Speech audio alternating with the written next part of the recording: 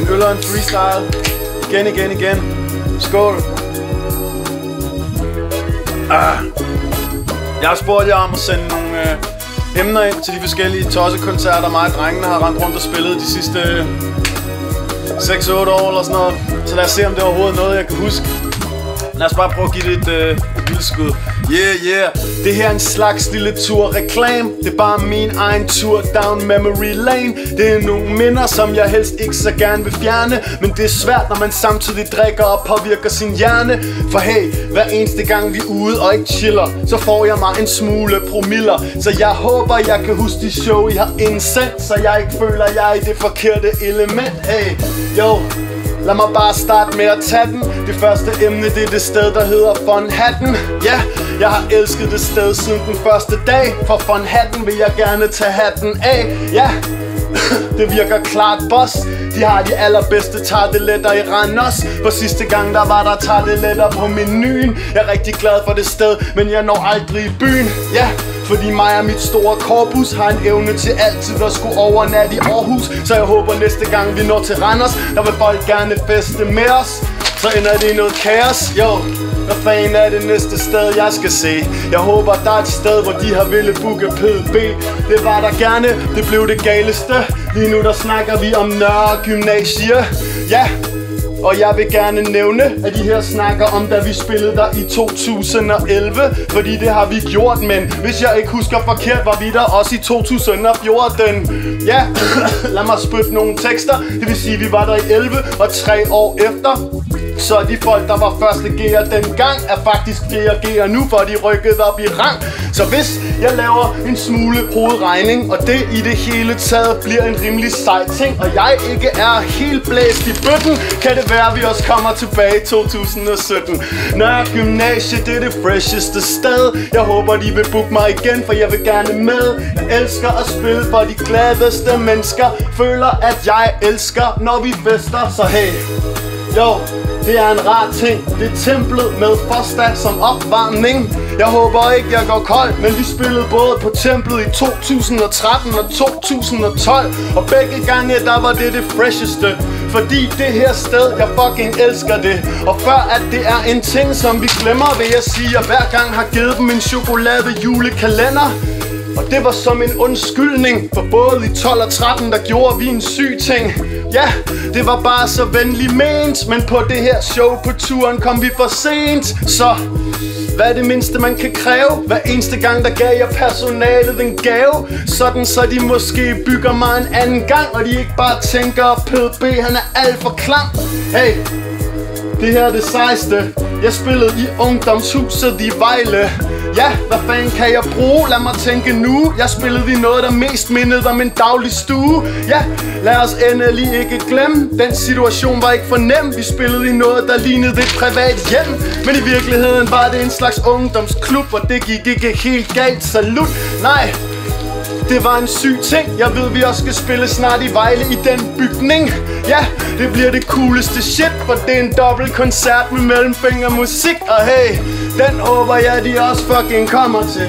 For publikummet fra Vejle, det er kongerne. Og jeg glæder mig til at spille der igen. Det er ikke noget, vi skal glemme. De folk er rigtig slemme. Jo, jeg har en slem kraft i kroppen. Her der snakker vi om, da vi spillede på loppen. Men jeg kan ikke helt forstå det, for her der står, da jeg spillede i loppen i 08. Og det kan jeg ikke lide, er det monstro, fordi at vi lavede et release party på loppen i 2010. Ja, hvis jeg tænker om for lov, for det var da vi udgav den plade, der hed Den Junglelov. Ja, jeg ved ikke, hvad der kræves. Det slemme ved den koncert var, at mange de gik forgæves, fordi der faktisk kom alt for mange mennesker derind, så der ikke var nok plads, der ikke var nogen steder, de kunne finde og stå derinde. Det blev en slem tur i byen, for vi måtte ikke lukke flere ind af brandhensyn. Så det er derfor, at vi næste gang vi havde et release party, tog til et større venue, fordi det var mere narligt og ikke lige så farligt, så der ikke er nogen, der brænder inde derinde. Det vil være uartigt. Hey, hvad fanden kan jeg ellers sige? Lad mig tjekke min energi, lad mig tage den, fordi hey, jo, jeg kan forstå debatten. Jeg var rigtig glad for Ice Cube i KB-hallen. Ja, for det var nok så svært. Det var faktisk en Ice Cube og Suspekt dobbelt koncert. Ja, så det var helt klart en rar ting, at de gerne ville have P2B som opvarmning. Ja, det virkede ikke særlig svært, og samtidig var jeg med Suspekt på Grøn Koncert på det tidspunkt, så vi spillede en masse shows sammen. Alt det shit var fucking fryd og gammel. Ja, hvordan fanden kan man ellers lose, når man på en aften både kan se P2 Suspekt og Ice Cube? Og hey, ham der Ice Cube, han var den sejeste. Jeg skal ikke engang overveje det. Da jeg så ham, der tænkte jeg kun kendte et par enkelte numre af ham, som jeg sikkert glemte. Men da han først stod på den scene, der blev jeg næsten helt pinlig og følte jeg fik et problem. Fordi Ice Cube, han er fucking alt for god, og jeg kunne genkende hele hans fucking bagkatalog. Ja, her der var vi i byen den aften, hvor vi skulle fejre over Askeskyen, Pumpehuset. Lad mig forklare den. Vi var der både i 2012 og 2013. Ja, det er slemt, men der var cirka kun 11 måneder imellem. Men vi udsolgte det fucking begge gange, selvom tanken gjorde mig en lille smule bange. Ja, yeah, det gjorde mig så pisseglad. Ikke ligefrem ligeglad. Og en anden fed ting, som jeg faktisk kan fortælle, er at Paul han har fundet videooptagelser derhjemme fra hele den aften, så dem har vi lige pludselig. Og det virker en smule pussy, at vi snart lægger det shit på nettet, men de forsvandt dengang, for vores hjerner blev gennemknippet. Hey, hvad er den næste koncert, jeg skal rap om? Det her, det bliver rimelig galt sådan. Jo, mig og min kollega glæder os pisse meget til at spille i Lille Vega. Ja, for det bliver rimelig svært ikke at fyre den af til vores kommende release-koncert. Ja, jeg skal ikke klage. Har lige fået at vide, der kun er 203 billetter tilbage. Ja, mine damer og herrer, det er sgu koldt, hvis vi før første single dropper for udsolgt. Det kan jeg kun takke mine fucking supporter for, fordi de er alt for awesome. Og jo, jeg glæder mig til, det bliver den 7. marts.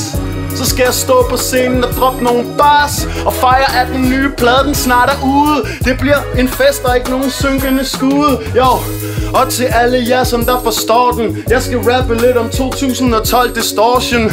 Ja, det var en slem grund, fordi det var dengang, der stadig var distortion inde i centrum. Ja, og det var nogle fede dage. Jeg står der og ønsker mig tilbage. Ja, fordi jeg vil ikke være uartig. Jeg synes distortion er det vildeste block party. Ja, så jeg glæder mig til sommer. Jeg glæder mig til at en smule bedre vejr det kommer. Og jeg skal rende rundt ind i Indre By og spille pisse syg. Den stil vil jeg ikke forny. Nej, fordi distortion er ikke i centrum længere. Det er noget som Peter Bigård han rimelig hurtigt glemmer. Ja, jeg må gå i nogle større sko. Til gengæld vil jeg feste både i Vestre og Nørrebro. Ja, jo, det virker rimelig shitty, at jeg næsten ikke kunne genkende Kansas City. Men jeg elsker Odense. Jeg synes det sted det altid er det utroligste. Mine damer og herrer, det her er ikke bare lir. Det er ikke bare noget jeg siger. Jeg elsker de fynske piger. Ja, jeg må forklare dem, at jeg elsker dem. Det er en fynsk pige, jeg har et barn sammen med. Jeg synes den stil er fed. Der er noget som de fynske piger altid har med. Ja, det lyder måske en smule slemt, men jeg synes de har Danmarks mest sexede dialekt. Det er noget der kan få min pik op og stå. Det er noget som alle fra Fyn godt kan forstå. Jo, så lad mig ellers bare se. Lad mig forklare det. Det er det rareste. Jo, det bliver nemt det her. Jeg skal rappe om det sted, der hedder Confus i Esbjerg. Ja, og der står 12 ved siden. Men hvis jeg lige prøver at tænke en smule tilbage i tiden, så var vi der både i 2012 og 2013. Så jeg tror godt vi kan starte den fest, når vi kommer tilbage i 2014.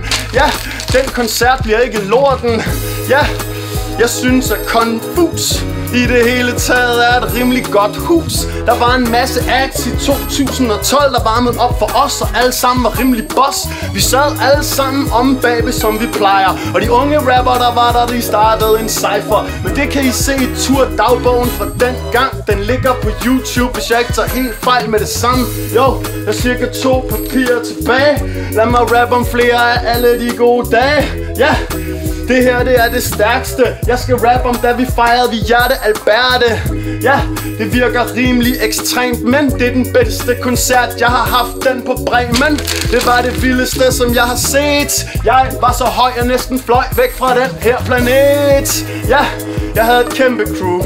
Så når jeg står og tænker lige nu, tror jeg ikke vi kommer til at kunne have en koncert som den lige foreløbig. Det virker pussy, men hey, det crew vi havde med, det var så stort, at det aldrig nogensinde kunne gå i lort. Så det er klart det bedste jeg har prøvet. Jeg er glad for at vi ikke blev berøvet. Den oplevelse, den vil jeg altid huske. Jeg er taknemmelig og synes klart det var det coolste. Så til alle jer der var derinde den aften, jeg takker for I alle sammen var der, I har kraften.